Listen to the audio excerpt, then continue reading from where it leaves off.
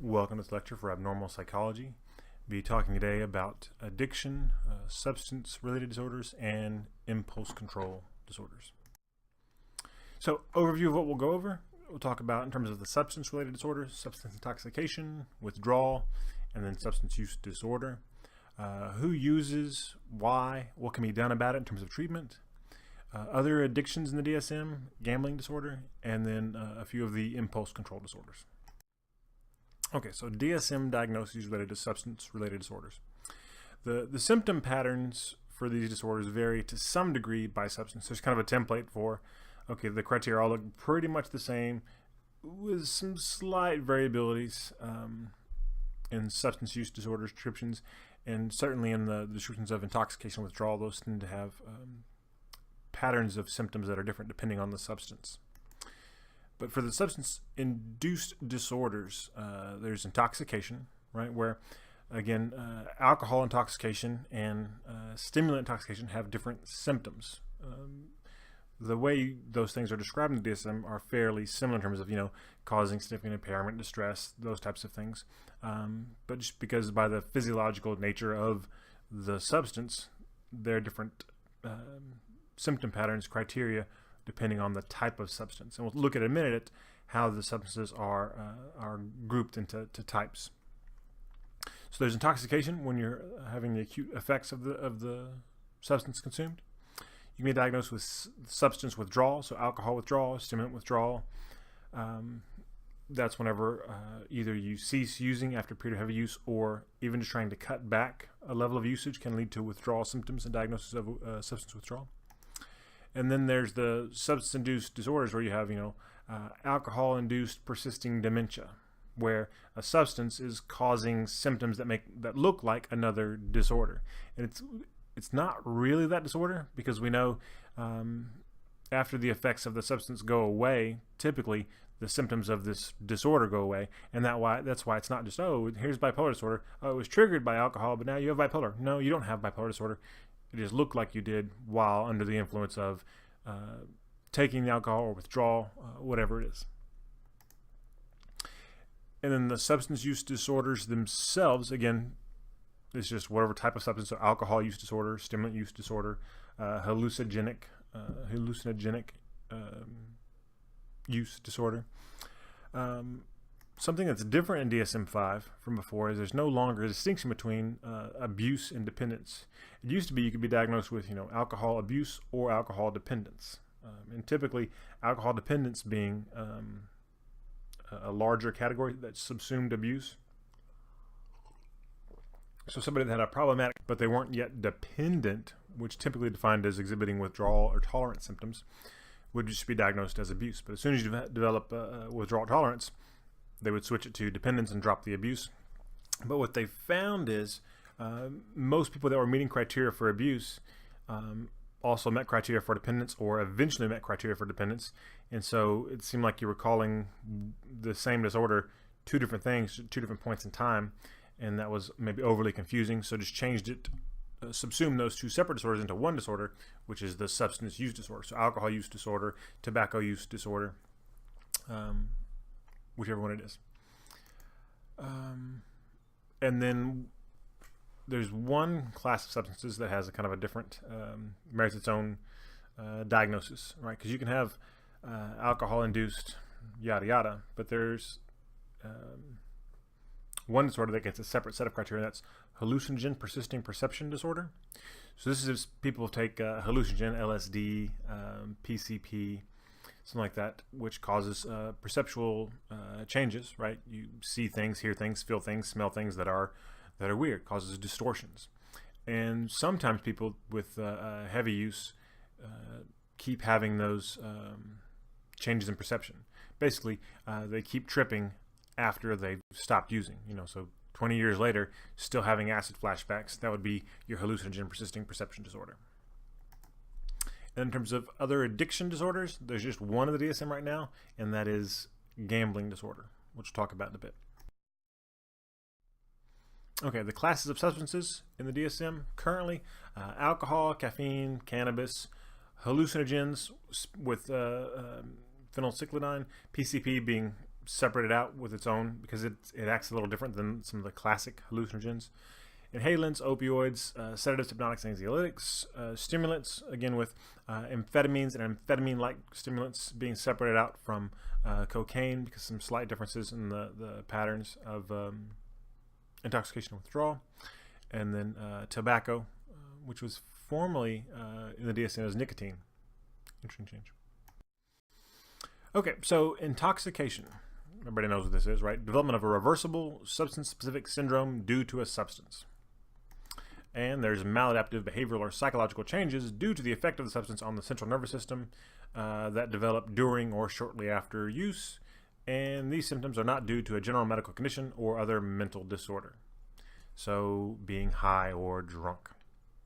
All right, so behavioral or psychological changes. What do I mean? Well, you're acting different and you're feeling different, you're experiencing things different. We'll talk about psychological changes. That's a pretty broad category, right? So thinking differently, feeling differently, differences in sensation and perception. Even when we talk about behavioral differences, that's not just, oh, you're acting weird, you're more outgoing. There could be things like hallucinations. If you're interacting with that hallucination, that's both a psychological and a behavioral change. But these are maladaptive changes. Some examples of intoxication. Again, the symptoms for substance intoxication diagnosis vary depending on which class of substance we're looking at. Here's two examples. For stimulants, for alcohol, for stimulants, you need two or more of the following. For alcohol, you just need one of the following to diagnose it. For stimulants, tachycardia, bradycardia, so changes in your heart rate, pupillary dilation with your eyes getting big, either elevated or lowered blood pressure. And again, if it's elevated or lower, it depends on how long ago you took the stimulant. Perspiration or chills, which again is a timing deal. Nausea or vomiting. Weight loss, which that's a weird one to me, to be in the intoxication. That seems more like a longer term effect than, oh, you're high right now and you're suddenly losing weight, because it's not where you snort some cocaine and you're going to drop 5 pounds that day. No, stimulants tend to be appetite suppressants, so that's a weird criteria to me to be for intoxication. Fits better with a substance use, kind of a dependence abuse, where over time, yeah, you're going to experience weight loss, but it's not. It's weird for it to be in there for this kind of immediate, during or soon after. That's a weird one. Psychomotor agitation or retardation, so moving quickly or slowly, and then muscular weakness, respiratory depression, or chest pains, and then the last one, confusion, seizures, dyskinesias, dystonias, or coma. So dyskinesias and dystonias, so we're talking about either loss of muscle tone or the muscles not working properly. So what a dyskinesia is a movement disorder. So where you have rigid movements of the limb, kind of waxy flexibility, those kind of things that we sometimes see with psychotic disorders. You can induce those with high levels of stimulants. Alcohol, slurred speech, incoordination, unsteady gait, nystagmus with your eyes, impaired cognition. That's usually memory and attention, and then possibly at high levels, stupor or coma. Okay. And again, so why would you need this diagnostic category in the DSM? What's it used for? Because obviously, people coming into a counseling session, hopefully you won't be diagnosing. Hopefully they're not coming in high. But they might. If they do, you certainly want to note that, which would be diagnosing it, putting in the case note. In terms of clinical practice, you're then going to make sure they have a safe ride home. But this is often something that is diagnosed when people are presenting more often intoxicated to hospitals or to when taken into custody by the police. And again, we diagnose intoxication because it's kind of this red flag. Okay, you need to look at this possibility of substance use disorder. That kind of abuse dependence might be there. If they're high right now, okay, let's ask some more questions and see if this is a chronic problem. Substance withdrawal. So again, whenever you're stopping or reducing the use of a drug, typically after heavy or prolonged use. For most drugs, you don't see, we take the drug once and then you stop taking it, you don't get a withdrawal pattern, because it takes the body a while to get used to the drug. And withdrawal is, well, the body's used to it now, and you've stopped giving the body what it's used to, and now the body's looking for those processes. It's adapted to those processes, and now it's trying to backwards adapt. So again, it's substance specific to what kind of substance. The withdrawals looks different depending on what you're using. And interestingly, the withdrawal pattern is often, not always, but often kind of the opposite of whatever the effect of the drug is, right? So kind of think about stimulants coming off of those, where you're feeling really good, stop taking them, well, then you're going to have some depression. If you have drugs you're using for to kind of push down your anxiety, like cannabis or anxiolytics, stop taking those, withdrawal is going to look like, okay, anxiety is going to come back higher than it was before. There's kind of this rebound effect. So people that are using substances to deal with psychological phenomenon, right, to feel happier, to feel less anxious, whatever it is, these other substances often work short term, but when you stop taking them, you don't typically go back to normal. You dip down below or above wherever you started, depending on what we're talking about. And that's often associated with the withdrawal syndrome.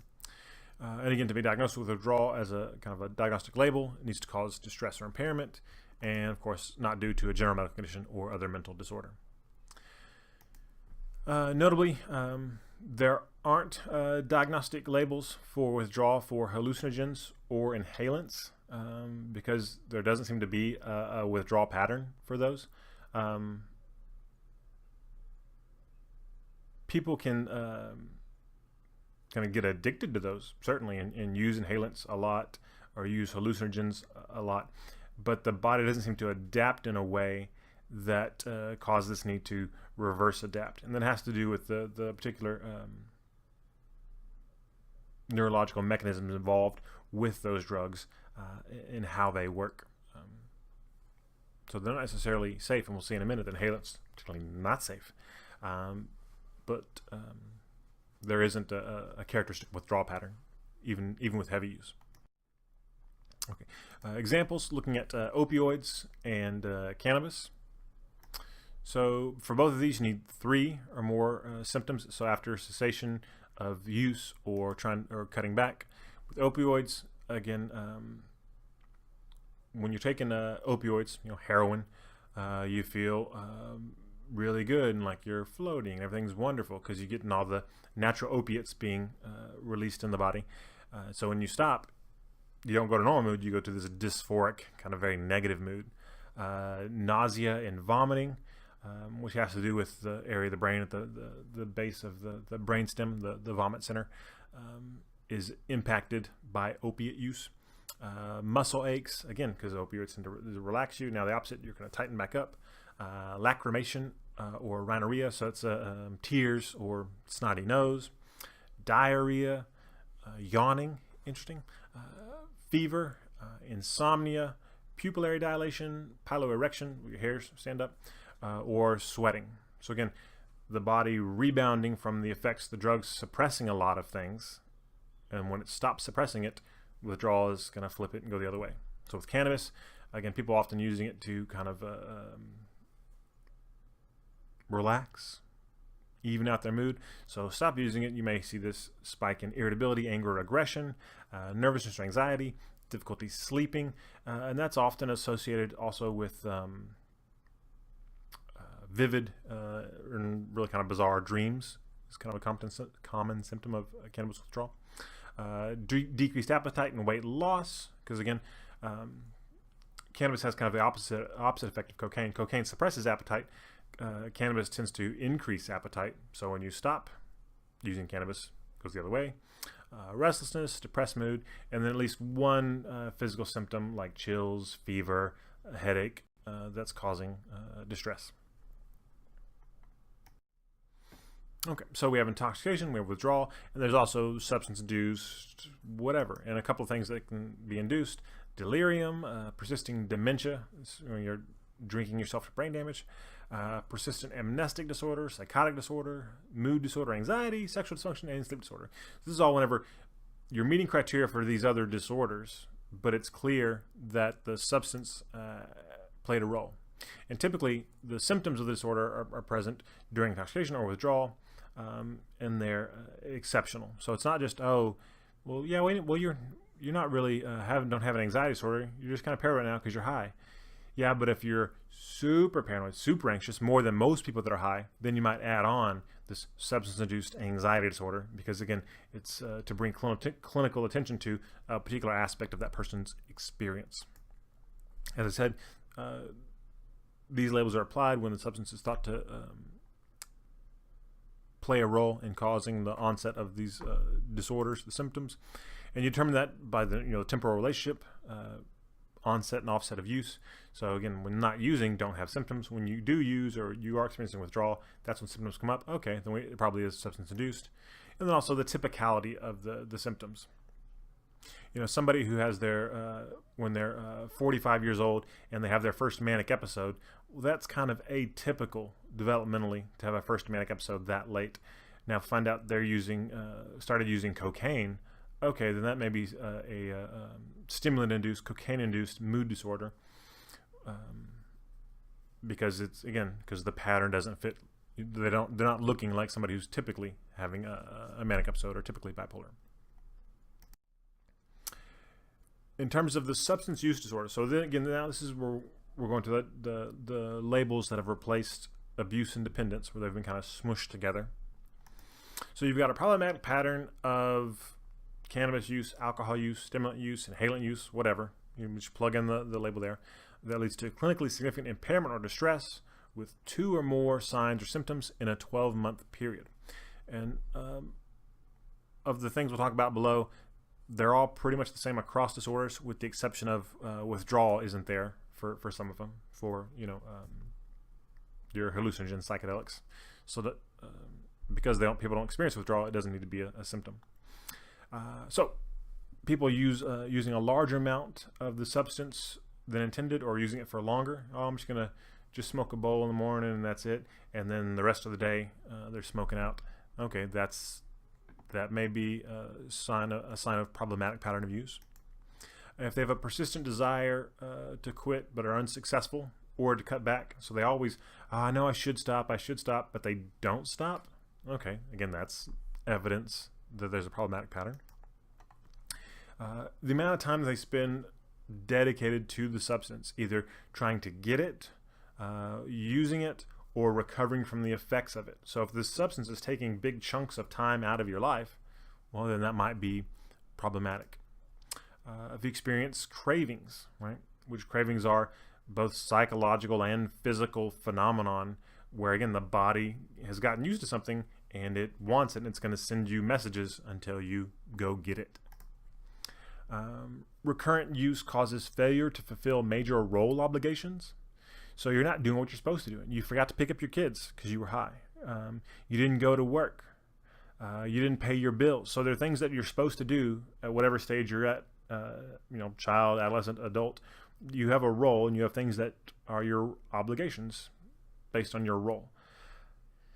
If you're not doing those things because of a substance, because you're using or recovering from it or trying to get it, then again that's evidence of a problematic pattern. If you keep using it despite the social interpersonal problems being caused by the use. Now this is one where so if somebody is using, and they think, oh, I don't have a problem, it doesn't bother me, but my boyfriend, girlfriend, whoever hates that I smoke, that I drink, whatever. But and I really love them. I want them in my life, but I'm gonna keep using anyway. And you keep fighting about it, and maybe eventually they leave you. Again, that's an indication that there's a problematic pattern. You quit doing important things because of it. So this is kind of like that role obligation, but even stuff. This goes beyond that, where there's stuff that maybe not that you're supposed to do, but even that you want to do. It's important to bathe. If you quit doing that, that's not a role obligation, but something that's important. If you stop taking care of kind of basic hygiene, that might be an indicator that there's a problem here. recurrent use in hazardous situations. Now, the most common one, you can probably already guess what that is, right? Operating a motor vehicle, drinking and driving. So repeatedly using and then putting yourself in a dangerous situation, either driving, operating heavy machinery, depending on the substance, could be walking. Walking could be a hazardous situation for some substances, but doing that repeatedly is a sign that you're not making good choices. You've got a problem. Tolerance. So this is where you need more of the substance to achieve the desired effect, to get high, or even if you don't have a pattern of rationing up your use, maybe you're staying at the same usage because you're broke and you can't afford anymore, but now you're not getting as high as you were before, and you're just using to stave off withdrawal symptoms. Okay, well, then tolerance has developed. And then withdrawal, which again isn't all substances, but it's most of them. That's that characteristic withdrawal syndrome that we already talked about. Whenever you try to stop using or reduce your using. Or withdrawal can also be diagnosed if somebody just starts to have those withdrawal symptoms, doesn't meet full criteria of withdrawal, but then they resume usage to avoid those withdrawal symptoms, right? So somebody that's been using alcohol at high levels for a long time, and they don't drink in the morning, maybe even make it through lunch, and then they start to get the shakes, and so then they're going to have a cocktail to even out and stop that psychomotor agitation symptom that's coming on. That's also can be used to meet criteria for that you meet this symptom of withdrawal. Okay, so a couple things about each of the substance categories. And there, obviously, you can have a whole lecture on each one. Alcohol, it's a CNS depressant, right? So it's shutting things down, right? Usually by amping up GABA, which is the primary inhibitory neurotransmitter in the brain. But one of the things that it does, or its primary effects, is reducing inhibitions, right? So it doesn't make you a better dancer. It just makes you not care that people are looking at you and laughing at how bad a dancer you are. Compared to the other substances we talk about, now all of them, the effects of the drug are to some degree mediated by what you expect the effects to be. But alcohol seems to be one that is that's particularly true for, right? Where if you think, oh yeah, tequila makes me angry, then when you drink tequila, you're probably going to get in a fight. If same drink, say, oh, tequila makes me sleepy, it's going to make me sleepy, it's probably going to make you sleepy. And we know a lot about the effects of expectations on the effects of alcohol via those studies where we tell people that we're giving them alcohol, and then we're going to have you do some math problems, whatever, and then we don't really care how they do the math problems. We want to see how they're interacting in the waiting room, and we don't give them alcohol. We give them, placebo. We give them water or whatever, something that tastes bad, so I think maybe it's alcohol. And they will act like they are intoxicated, right? So there is a certain some social scripts related to drug use, and particularly alcohol use, where people feel like they're given license to act in a certain way based on their beliefs about what the effects are. And again, a lot of that having to do with most people's understanding that it reduces inhibitions, so then now you can act less inhibited if you think you're consuming alcohol, regardless of whether or not you really did. Caffeine, my favorite drug. And the good news is I can't be diagnosed with a substance use disorder. Because you can't abuse it, you can't be dependent on it. No, it's fine. You can have caffeine intoxication, and you can experience caffeine withdrawal. At least I've heard you can. I've never stopped drinking, so I don't really know what that means. But this is just one of the substances that the DSM doesn't have a label for kind of a problematic pattern of usage. So you can be intoxicated where you have too much caffeine and you're talking really fast and your heart's beating, and you may need medical intervention, and even withdrawal, because there is a physical syndrome, headaches, that kind of stuff if you stop drinking caffeine.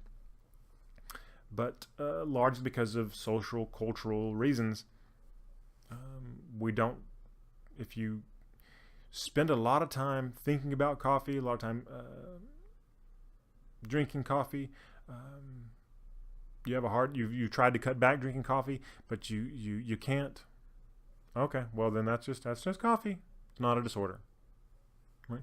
And one of the reasons being, right, because it's not illegal, and also because it's kind of a socially sanctioned, economically sanctioned behavior. Cannabis, I think people are surprised with this one. Sometimes you hear that you can't be physically dependent on it. Oh, maybe you can develop psychological, but man, you can't be physically dependent on it. It's just weed. It's from the earth. Well, no, you can. And it's not common. People do develop substance use disorders for cannabis where they have a problematic pattern of use. But physical dependence isn't super common, but it does happen. About 1 in 10 people will develop the pattern where they'll show your kind of classic tolerance and withdrawal symptoms, where if they stop using, it causes these more pronounced symptoms and problems. So it does happen, not all the time. One it doesn't happen for is hallucinogens. And this is one that has probably the lowest addictive profile of the substances, right? So if you try LSD or psilocybin, mushrooms, even if you use it a couple of times, probably not going to develop this kind of addictive pattern of usage. It's fairly rare for that to happen, and largely because the neurotransmitters it targets and the systems it targets are different than the ones targeted by most of the other drugs, right? We'll talk a little about the dopaminergic system involved in most of the other drugs, the reward system. Hallucinogens don't target those much, right? It's not involving dopamine or opioids. It's more serotonin, norepinephrine. So they go, so those are probably safe, right? Well, it's maybe safer than heroin, definitely less addictive, but there is that possibility of permanent alteration of brain circuits, right? Where you get that persistent perception disorder, where you're having those acid flashbacks 20 years after you tried acid that one time. So these are incredibly powerful drugs, right? So if we look at dose, like how much actual substance people need to consume to have the effect. Things like LSD, incredibly powerful, incredibly small amount of the drug having a very big effect, for a fair amount of time. So not as addictive, but certainly not. I wouldn't put it in the it's safe, go ahead and try it category. Inhalants. Now, this is one that's definitely not in the safe category. Huffing, right? Variety of things. One thing that it does is it displaces oxygen out of your bloodstream when you're inhaling these gases. And when you do that, that's getting less oxygen to your brain, and it's killing your brain cells. There's no safe way to do inhalants. It is incredibly dangerous, incredibly stupid. And unfortunately, it is the most common substance of abuse among children. We look at kind of pre-adolescent kids. You think, kids? What? I thought maybe it'd be weed or alcohol. No, because those are harder to get. For inhalants, they can just go under mom and dad's cabinet in the kitchen or bathroom and find what they need to experiment, or their the markers they have in their craft drawer, depending on what type of markers they have. Because the substance is readily available and legal, it's just a substance being misused, not used for its intended use. That's why it's such a problem and a dangerous one for kids. Opioids. So these things like heroin, oxycontin, oxycodone, they hijacks the body's pain response, right? Because your body has endogenous opioids, right? In your brain, there's these chemicals that when something bad happens to you, you have pain. There's these chemicals that make it stop hurting, and that's a nice thing. And even if you do things like exercise really hard or run a marathon, you can get that runner's high because you get the release of the opioids in your brain in a debatably healthy way. But these drugs hijack those naturally occurring substances and ramp them up higher than they normally would be. And I guess the most important thing about this is right now we are still in the midst of an opioid epidemic in America. Rates of use have gone up in the past, this is 2019, almost 20 years now, been climbing. The number of deaths, just remarkable. In some areas, just devastated by this. I'm sure you've read about it. pharmaceutical companies and physicians playing some role in this epidemic, pushing prescription opiates to people that maybe didn't need them, didn't need as many as they got. And then once you're hooked on that and you can't get the legal kind anymore, you move to the illegal kind because they're highly addictive. Similarly, sedatives, hypnotics, or anxiolytics, things like Valium, Xanax. These are things that also typically start with a prescription, and they start with a prescription to deal with anxiety. So maybe sometimes psychiatrists, most often it's going to be family practice, general practitioners. Somebody comes in, I'm having trouble sleeping, I'm worried about things. Okay, tell you what, for 2 weeks, take these pills. And for a week, maybe 2 weeks, that could be a good thing. Problem is, people take them longer than that, right? And they'll renew their prescriptions, or they'll borrow somebody else's, get some somewhere else, and again, have a fairly high addictive profile. And you develop tolerance for these fairly quickly, so you have to use more and more and more. Stimulants, cocaine, amphetamines, these are fast-acting CNS stimulants. The thing to know about them is that they burn out the pleasure centers in the brain, right? They make you feel really good. Dopamine flood, serotonin flood. But the thing is, the body is always regulating, right? It's always reacting to, okay, here's what's going on. This is abnormal. Let's turn down or turn up. So you have the neuronal connections in the brain where these things are firing all the time with dopamine, serotonin, saying, well, there's too much of this. Let's go ahead and kill some of these receptor sites. We don't need this many receptors. If there's this much dopamine, we have a surplus. We don't need this many receptor sites. So they start going away, and you have a depletion of over time of dopaminergic, serotonergic activity.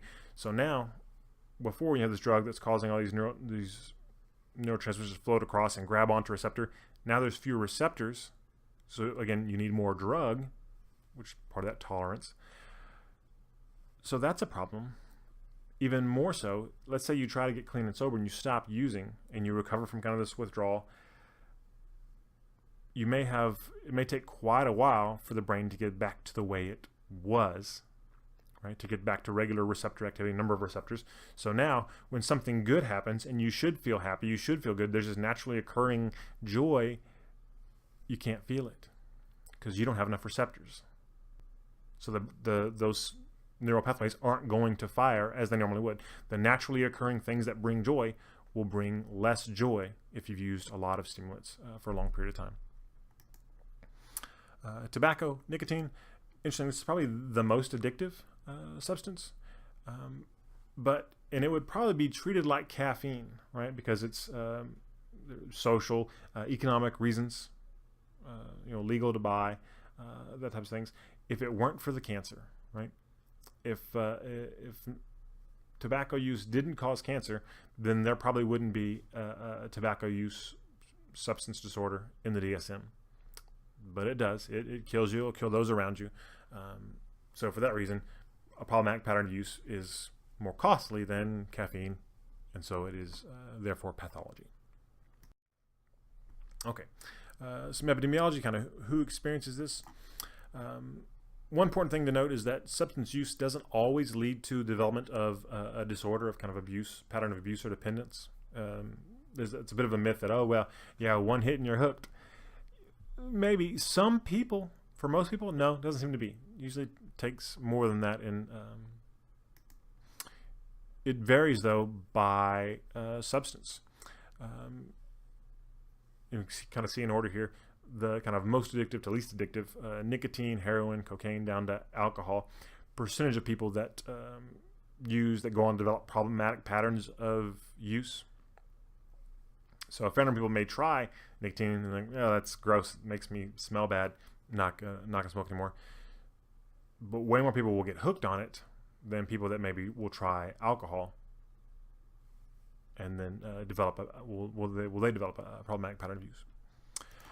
The average time between initial use and kind of developing dependence as problematic pattern of use varies by substance again, but typically 2 to 3 years. So again, it's not this overnight, oh yeah, they smoke weed and now they're a reefer addict. It's crazy.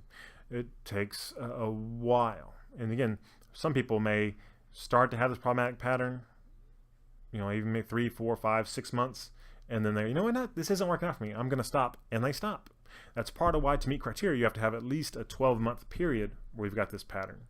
And what we see is typically it takes more time to develop the pattern, 2 to 3 years, before it is really going to be something that we are more confident is going to be a stable problem. There's some general differences in substance use. Think back to when we talk about anxiety disorders, where I'll talk about the higher rates and also mood disorders for women than men being diagnosed. Once we get to substance disorders, it flips. Many more men, especially with like alcohol use disorder. You have it's almost a mirror of anxiety and mood disorders, where you have the opposite ratios of men to women that you saw in those. With many people thinking that, okay, well, everybody's dealing with the same stuff in terms of feeling bad, but men are making the choice to self-medicate with alcohol. And so they're developing these alcohol use disorders, substance use disorders, more so than women, maybe. Rates of substance use disorders, you're having kind of this abuse dependence type pattern, tend to decrease after young adulthood. Good news and bad news, right? So good news, so yeah, maybe I'll struggle when I'm younger, but then I'll kind of mature and grow out of it. Yeah, that's part of the reason the rates decrease. Part of the reason is you grow out of it. Part of the reason is you don't grow out of it, but you went to jail, you went to prison, and now you can't use in there unless you're making your toilet wine, or you're dead because it killed you. Those are the two other things at play why we see the rates decline. Some of it is maturing, but an unfortunate number of people no longer meet criteria after young adulthood because they've been locked up or they've died as a result of their problematic pattern of use. You've got a high rate of comorbidity with other disorders, right? And across the board, mood, anxiety, psychotic disorders, and lots of reasons for this. To some degree, problematic substance use can cause dysfunction in other areas, right? You can kind of develop this paranoia, more anxiety. Using ecstasy for a long time, you can burn out your serotonin and develop this depression. Right? So there's somewhere the substance contributes to later development of other disorders in kind of sometimes subtle ways. I would argue much more frequently when you see comorbidity, it's the other way around, where you've got these other problems with anxiety, depression. It's kind of odd perceptual experiences if you have this budding psychosis, and you're trying to deal with that by taking a substance, right? You're not enjoying, you can't handle your psychological phenomenon, so you're taking a psychoactive substance to change the way you are feeling and or experiencing and or thinking. Right? Either way, comorbidity is more the rule than exception. And related to that, when we talk about these substance use disorders, we talk about them as if, you have alcohol use disorder or stimulant use disorder. But again, the rule more frequently is polysubstance use, where somebody may have a drug of choice, the thing they like to use the most, but quite frequently, if they're abusing one thing, they have a problematic pattern of use with another. And one thing that tends to go together is alcohol and cocaine. And even biologically, the molecules go together to form a new molecule that has even longer lasting effects. So they do combine in kind of these dangerous ways. Okay, so why does it happen? Well, in terms of biology, obviously genetics, like everything else. And the genetics are going to influence at least two things. One, your kind of drug approach behavior. So your likelihood to experiment with drugs, to try drugs, to seek out particular drugs, in terms of genetics related to risk-taking behaviors, your risk assessment, cognitive type stuff. There's some genetic components there. But there's also genetic components that are going to impact, your biology, that's going to impact your physiological, your biological reaction to the drug, right? We know some people, their genetic differences we can trace to, these people lack this enzyme, and so they don't process this substance the same way these people process that substance, so they're going to get high more quickly or less quickly. And if you get high more or less quickly, the drug affects you more or less, then that's going to influence to some degree whether or not you develop a problematic pattern of use. In terms of that physiological reaction, for a lot of the drugs, again, except for the hallucinogens really, typically we're talking about the mesolimbic dopamine pathway and its association with reward, right? So that's the pathway in our brain from the VTA, the ventral tegmental area, on up through, projecting through the midbrain to the forebrain, that is there to get us to do stuff typically that we need to do, right? So eating is rewarding. Having sex is rewarding, right? Just naturally occurring, there's these things that are rewarding. Social interaction is rewarding. When we do these things, this part of the brain lights up and we feel good to make us do those things more. When we do those things more, we're more likely to live longer and spread our genes. A lot of the drugs that people end up having problematic patterns with hijack this system. They activate that reward system, right? That's not the only thing they're activating, but that's one of the things. And that's part of why they become addictive, because it's that part of the brain that's getting us to, oh yeah, I should eat to make me feel better. And I was like, oh, I should do cocaine. Cocaine will make me feel better. Again, at a very kind of primordial level. In terms of psychosocial dimensions, expectations, we've talked a little bit about already with alcohol. But again, if people expect drugs to do good things for them, they're more likely to try them. If they have a greater fear about drugs, oh, drugs they're gonna warp my mind, less likely to try them. Some common sense stuff there, right? Learning, think about conditioning stuff, clearly plays a role, like with positive and negative reinforcement. Positive reinforcement, if you take the drug and you feel good, that's positively reinforcing. I'm more likely to take the drug again, right? Just so many experiences where we're getting, rats addicted to cocaine. Push the lever, get the coke, and the rats will push the heck out of that lever. Same with with human animals, right? We respond to positive reinforcement. It's what makes us feel good. We're going to do it more often. Negative reinforcement also plays a role, right? So if I take the drug, sometimes some drugs don't make you feel necessarily that good, but they take away the bad feeling you're having, right? One of the interesting drugs that's now being used experimentally treating depression, ketamine.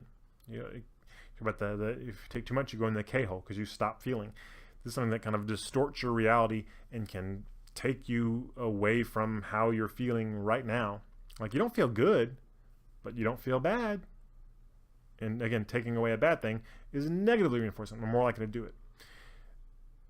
So negative reinforcement plays a role there, but negative reinforcement also plays a role in terms of, again, avoiding those withdrawal symptoms. Once you start using, you develop a problematic pattern of use, used enough over a long enough period of time.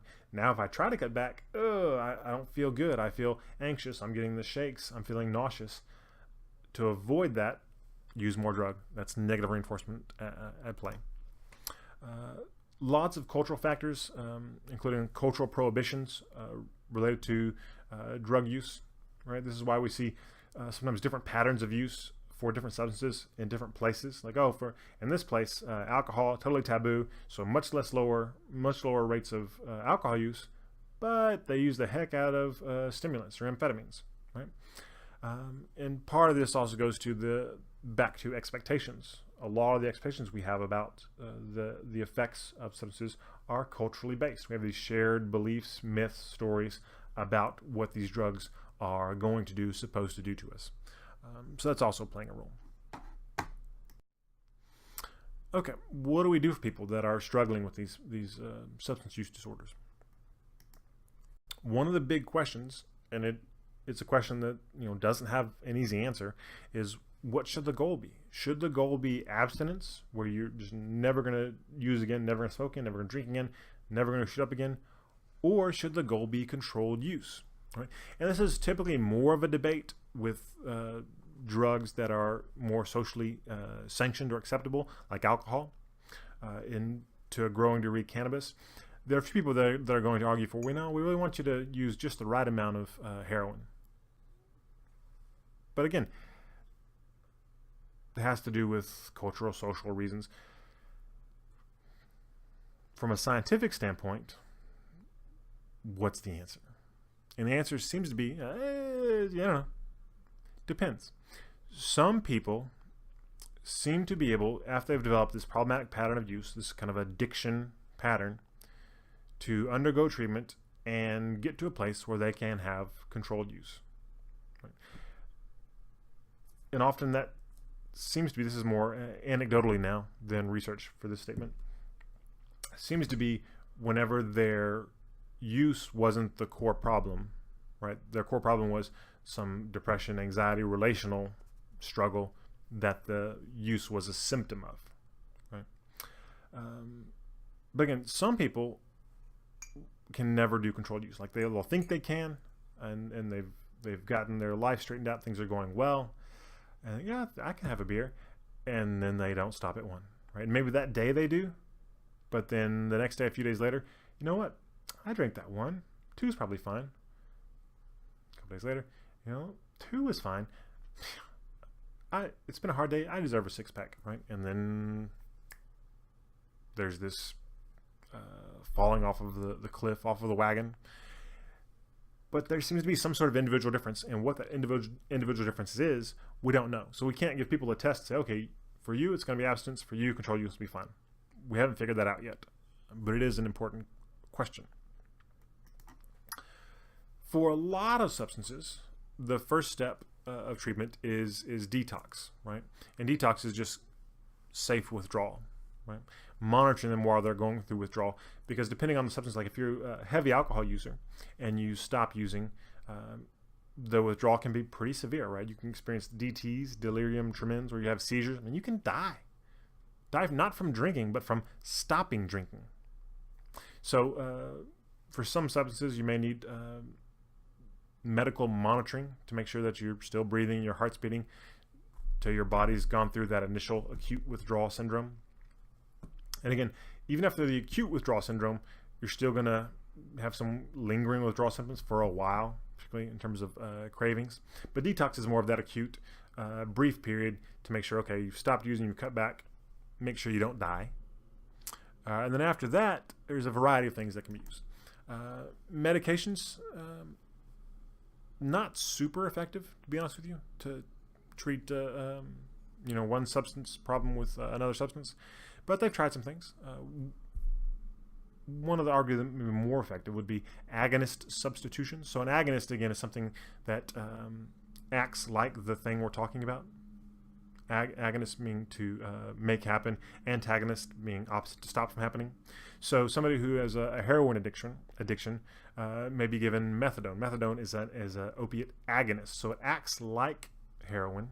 It causes those same neural pathways to fire, but they don't fire as much, right? So you don't get as high with methadone. So it's a way of typically tapering you down, right? Because if you just stop the heroin completely, really painful withdrawal, and then people don't want to go through that, so they just go back to taking more heroin. Whereas if you can step them down, I feel great, I'm at 100. Okay, we'll give you some methadone at this level. I don't feel as good, I'm at a 90. Get used to that. That's your new normal. And then we'll take you down to an 80, and then we'll slowly take you down to where you no longer have to be on the agonist anymore. Mixed results with that. A lot of times those programs, they're successful at a societal level. So even if the person is not super successful, right? So they end up staying on methadone for a long time. Well, they're still addicted, so that's not a super successful treatment for them. But if they're coming into a clinic regularly to get their methadone, that means they're not going and buying heroin. They're not shooting up with needles. What we're doing is reducing crime and reducing possibly the spread of needle-borne diseases. So in that way, those programs successful. And there's also substance antagonists that are used, like disulfiram for alcohol, where you take the medicine and it keeps the drug from working. So if you take the antagonist and then you try to get drunk, you won't get drunk. You'll probably even throw up, which is great for teaching people that, oh, you shouldn't drink, except for the fact that they have to voluntarily take this pill that they know will make them sick if they use the drug they want to take. So if you really want to take the drug, you wouldn't take the pill that makes it feel bad, right? So limited efficacy with those. Alcoholics Anonymous, Narcotics Anonymous, similar to kind of 12-step programs. Abstinence is their rule. In those programs, there's not room for controlled use. And there's a belief that you can't recover on your own.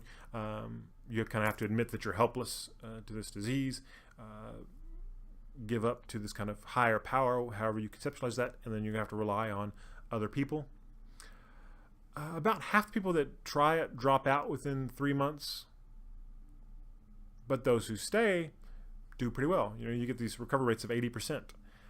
So that doesn't mean that 80% of people that do it, it works for them, because again, half dropped out. So if half dropped out, if everybody that dropped out didn't get better, which we don't know because they dropped out, if they didn't get better, 80% of those who stayed recovered, then you're talking about, 40% of the total getting better. So it has its place, effective for some people, but still controversial in some circles because it doesn't work for everybody, and because it is sometimes perceived as overly rigid in terms of the emphasis on abstinence. Cognitive behavioral therapy, as for most things, has lots of evidence for a variety of substance use disorders.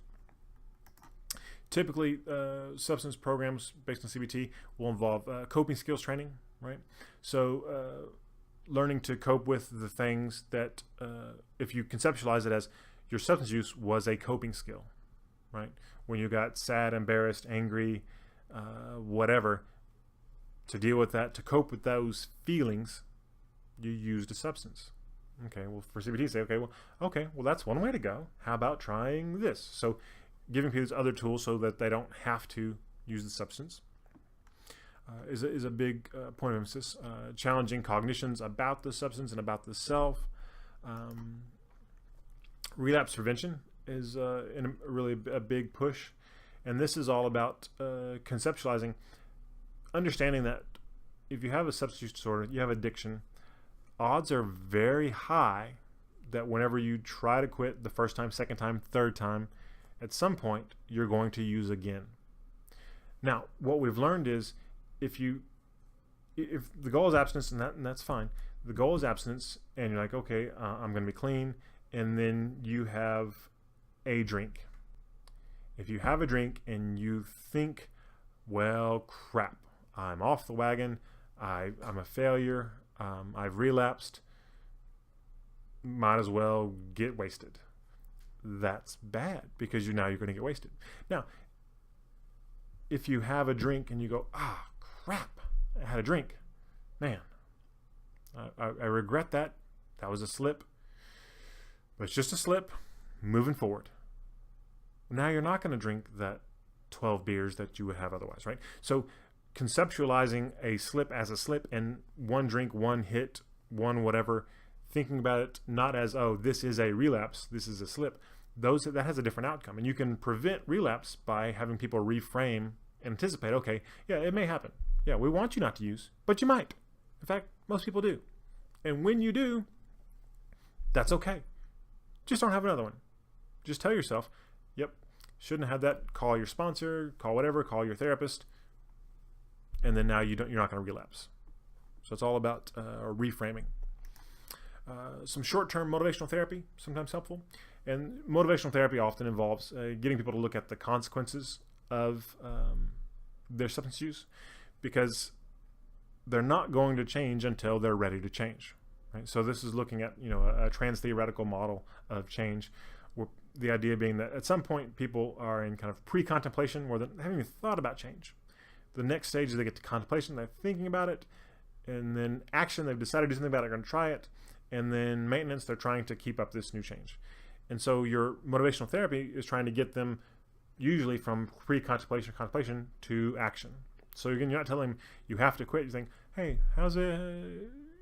You missed work yesterday. Boss upset? Yeah. Well, husband, wife upset? Yeah. You feel good about it? No. Okay. Just getting people to identify all the negative consequences, and then also, so what's the best thing about getting high? How good is it? what's the good, what's the bad, and have them come to this kind of analysis of is it worth it or not. So the different treatment approaches, different types of CBT, 12-step models, seem to work about equally well. Again, none of them perfect, and usually treatment is a long-term process, right? It's no, I had a problem, I went to treatment and they fixed it. No, it's usually I went to treatment, thought I had it under control, relapsed, went back to treatment, thought I had control, relapsed, went back to treatment, and so far so good, right? And that's usually where people are at. If they really have these kind of profound problems with addiction, they won't talk about, oh, I'm cured, I'm fixed, I don't have a problem anymore. They'll talk about, right now I'm in a good place, and that's as much as I can acknowledge, and that's important. What seems to be most important for good long-term outcomes, regardless of what you're looking at, kind of treatment style, is what kind of coping resources they have. So again, what are they able to do in terms of skills and other things to deal with negative affect, stress, anxiety, those types of things. Social support, right? So are there people in their life that are supportive and they can talk to that don't have problematic patterns of substance use themselves, right? You take somebody and they learn all the skills and all the right way to think and feel, and they're in a treatment center, and then you put them right back in an environment with a bunch of people who are using, and hey man, yeah, it's not a big deal. You can still drink, you can still get high, it's fine. They're very likely to relapse, right? So they need a kind of a healthy, clean social support system, and then a low stress environment, right? Again, because stress tends to play a significant role in substance use, because people are escaping from the way they're feeling. The other addiction that's in this section of the DSM is gambling disorder.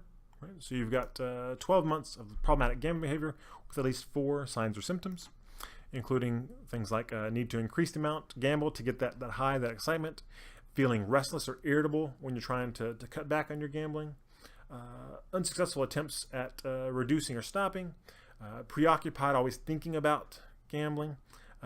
They gamble when they're distressed. So again, there's that coping mechanism type of thing we see with substances. They chase their losses, right? So they lose a lot of money one day and think, okay, well, I'm going to win it back tomorrow. They lie about their gambling or the amount of money they've lost. They've jeopardized their relationship, job, school, something important with their gambling behavior. So, either they've lost something or they're about to lose something because of the gambling. And or they're relying on others for money because they become kind of financially desperate because of the losses. So right now, this is the only other thing that's in this section with addiction other than substance use. But that may change. So the question is, well, what's next? What other behaviors do people have problematic patterns of? That because gambling disorder seems to, biologically look at brain scans and that type of thing, involve that dopaminergic pathway, the mesolimbic pathway. The reward center is lighting up. But so too do some other things that people do that are problematic. So eating, sex, more recently, internet usage. Right? So these are things that at some point might enter the DSM, might rise to the level of, okay, we need to recognize this as a type of pathology. The people are engaging in this behavior and they can't stop. And again, the whole reason behind having the diagnoses in the book, recognize them, is it makes it easier to give people help, theoretically. Related to these are the impulse control disorders. So they're in a different section. And the impulse control disorders are now grouped with conduct disorders, like oppositional defiant disorder, conduct disorder, antisocial personality disorder, which is kind of strange. Not sure I agree with that grouping. But the things we look at are pyromania, where people are lighting fires, and kleptomania, where they're stealing. And with both of these, what people experience is this kind of tension before the act, and then pleasure or gratification during or after. And then in between the acts, lots of time thinking about these things. And for me, I can see, we talk about these adjacent to our discussion of substance use disorders, addictive disorders, because there is a little bit of that feel of addictiveness. But these also, you could almost sandwich in between. This also feels a little bit like obsessive compulsive disorder, where you have this rising tension. If I don't count these things, bad things are going to happen, I feel bad. Okay, do it and you feel better. That same release we see with pyromania and kleptomania, these impulse control disorders. So they don't fit cleanly anywhere, really. And they're fairly rare as well, but they are interesting disorders. Another one, a little more controversial, intermittent explosive disorder. So this is yelling or breaking things in such a way that it's kind of disproportionate. So just losing your stuff and really cussing people out, breaking property, and doing it 3 times a year. Doesn't seem a lot. This is understandably a controversial disorder. Is this really a disorder? Is this a phenomenon that needs to be in the DSM? A lot of debate around it. Again, benefits of people having problematic patterns controlling their anger, then they probably would benefit from treatment. On the flip side, diagnoses are also used in the legal system to reduce responsibility for criminal acts sometimes. Well, I can't be held as responsible as someone else because I have this disorder. And it's not super clear yet if this is a disorder the same way some other things are disorders in terms of looking at levels of heritability, so on and so forth. Okay, take-home message about all this. Addictive drugs typically either make you feel good or make you stop feeling bad initially. But ultimately, for almost all of them, that initial good feeling, reduction of the bad feeling, people don't get it back at the same level, and they're chasing it, and then they're just using the drug to deal with the effects of having taken the drug to stop the withdrawal, right? And there's this spiral that doesn't end well in most cases. Part of the reason is addiction, not addition, not adding, but addiction is both a psychological and biological process. An emphasis on the process. It's something that develops. It's not a switch that gets turned on and turned off. It's something that the body is responding to a repeated administration of a substance over time. And the mind, the things you believe and feel, are changing over time as well. And because it's a process to get there, it's a process to get out of there as well. So that's why, some people, there's this, sometimes a debate about, oh, should we think of it as a disease or not? And often the argument for treating it as a disease is because otherwise people say, well, just take responsibility and stop. And I don't know that you have to think of it as a disease to fight that thought, to that kind of illogical stance. Because if you think of it as a process, okay, it took me a while to get here. I can't just stop. It's going to take me a while to get out of here, right? Think of any habit you have, any kind of innocuous, harmless habit that may be slightly annoying people. And if somebody said, I need to never do that again. If we needed me never to talk fast or never say probably couldn't do it. At least not for a while. It would take a significant amount of retraining. Now, imagine if that innocuous habit you had also was connected to that primal part of your brain involved in reward with eating and sex. It's where, every time you said you felt nearly orgasmic. Okay, now imagine just trying to stop that. It's gonna be hard. It's gonna take a while, right? So addiction is a process. It is both psychological and biological. Treatments can be effective, but it takes time. And part of the reason for that is repeated drug exposure changes brain chemistry as well as other organs, right? Largely the liver and the gut, right? The enzymes, enzymatic action in there is responding to the presence of substances over time. You have increases and decreases in enzyme production based on those substances being there. And same thing with the brain. You've got upregulation, downregulation of neuronal transmission. You've got receptors being turned on, turned off. You've got genetic changes happening sometimes for prolonged use, right? Where you've got genes being turned on and turned off because of chronic drug use. So it's going to take a while. So with all that being said, important thing to consider in your own lives when talking to families and friends is the cost of substance use and the problems we've talked about worth the risk? And again, it's a risk because not everybody develops a problematic pattern. But those that do, it's really hard to undo. So cost-benefit analysis for everyone. All right.